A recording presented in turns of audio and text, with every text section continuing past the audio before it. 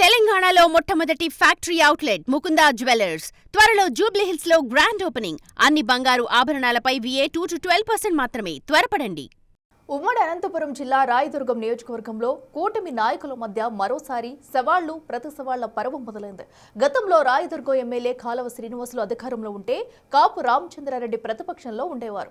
ఈయన అధికార పార్టీలో ఉంటే ఆయన విపక్ష నేతగా పరస్పర విమర్శలు చేసుకుంటూ ఢీ అంటే ఢీ అన్నట్లు వ్యవహరించారు. ఇప్పుడు ఆ ఇద్దరు నేతలు కూటమి పార్టీలో కలిసిపోయారు అనుకునే లోపలే మళ్ళీ ఇప్పుడు చూసుకుందామంటే చూసుకుందామంటున్నారు.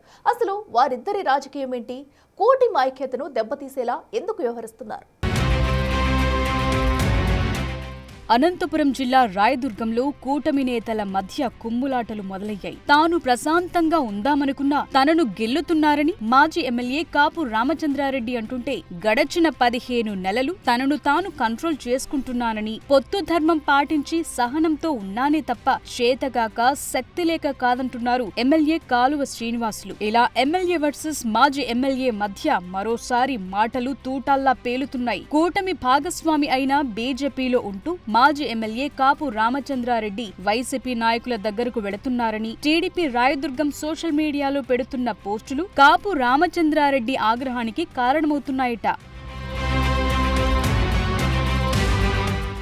వైసీపీ నాయకులు కార్యకర్తలు బీజేపీలోకొస్తే మీకు వచ్చిన ఇబ్బందేంటని, వైసీపీ కార్యకర్తలు బీజేపీలో జాయిన్ అయితే అది కూటమికి బలమే కదా అని మాజీ ఎమ్మెల్యే కాపు రామచంద్రారెడ్డి వాదిస్తున్నారు. అయితే ఆయన ఎప్పటికైనా బీజేపీని వీడి వైసీపీ తీర్థం పుచ్చుకోవటం ఖాయమని, అందుకే వరుస పెట్టి వైసీపీ నేతల ఇళ్లకు వెళ్లి పరామర్శల పేరుతో రాజకీయం చేస్తున్నారని కూటమి నాయకులు భగ్గుమంటున్నారు. ఇదంతా రాయదుర్గం టీడీపీ నేతలతో ఎమ్మెల్యే కాలువ శ్రీనివాసులు తనపై చేస్తున్న దుష్ప్రచారమని మాజీ ఎమ్మెల్యే కాపు రామచంద్రారెడ్డి ఎమ్మెల్యే కాలువపై విరుచుకుపడుతున్నారు. తాను ప్రశాంతంగా ఉండాలనుకున్నా తనను ప్రశాంతంగా ఉండనీయటం లేదని, తనను అనవసరంగా గెలుకుతున్న వారికి ఒకటే చెప్తున్నాను, ఇక ప్రతిరోజు వైసీపీ నాయకుల ఇళ్లకే వెళతాను, ఏం చేసుకుంటారో చేసుకోండి అంటున్నారు మాజీ ఎమ్మెల్యే కాపు రామచంద్రారెడ్డి. ప్రశాంతంగా ఉండాలనుకున్నప్పటికీ కూడా కొన్ని శక్తులు మరి ప్రశాంతంగా ఉండనివ్వకుండా ప్రెస్కు రావాల్సిన పరిస్థితి తీసుకొచ్చారు.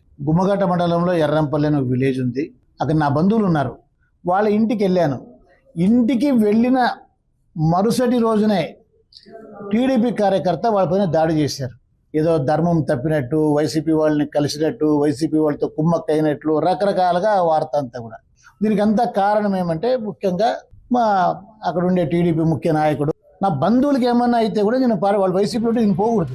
మాజీ ఎమ్మెల్యే కాపు వ్యాఖ్యలపై అటు ఎమ్మెల్యే కాలువ శ్రీనివాసులు కూడా ఘాటుగానే స్పందించారు. కూటమి ప్రభుత్వం అధికారంలోకి వచ్చిన 15 నెలలు తాను ఎక్కడా కాపు రామచంద్రారెడ్డి పేరు కూడా ఎత్తలేదని, కానీ మాజీ ఎమ్మెల్యే కాపు రామచంద్రారెడ్డి మాత్రం కూటమిలో శాసనసభ్యునిగా ఉన్న తనపై ఇష్టమొచ్చినట్లు మాట్లాడటం పద్ధతి కాదంటున్నారు. పొత్తు ధర్మం పాటించి సహనంతో సంయమనంతో ఉన్నా తప్ప చేతకాక శక్తి లేక కాదు అని మాజీ ఎమ్మెల్యే కాపు రామచంద్రారెడ్డికి రాయదుర్గం ఎమ్మెల్యే కాలువ శ్రీనివాసులు గట్టిగా కౌంటర్ ఇచ్చారు. ఇక తన ఓపిక నశించిందని, మరోసారి కాపు రామచంద్రారెడ్డి ఇష్టమొచ్చినట్టు మాట్లాడితే తన నుంచి వచ్చే రియాక్షన్ సీరియస్ గా ఉంటుందని, సమాధానం కఠినంగా ఉంటుందని, జీవిత కాలం గుర్తుపెట్టుకునే విధంగా పరిణామాలుంటాయని కాలువ శ్రీనివాసులు డైరెక్ట్ గా కాపు రామచంద్రారెడ్డిని హెచ్చరిస్తున్నారు. కాపు రామచంద్రారెడ్డి పేరు పెట్టి ఒక పల్లెత్తు మాట అనడం కానీ, లేకపోతే అతన్ని విమర్శించడం కానీ,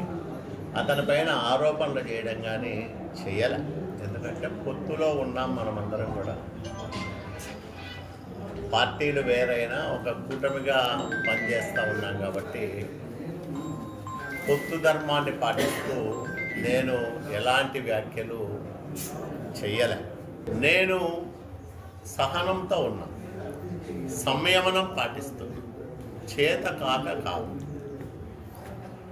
చేవ చచ్చి కాదు, శక్తి లేక కూడా కాదు, కానీ పొత్తు ధర్మాన్ని పాటిస్తూ నా అంతకు నేను స్వీయ ఆంక్షలు విధించుకొని బతుకుతా ఉన్నా.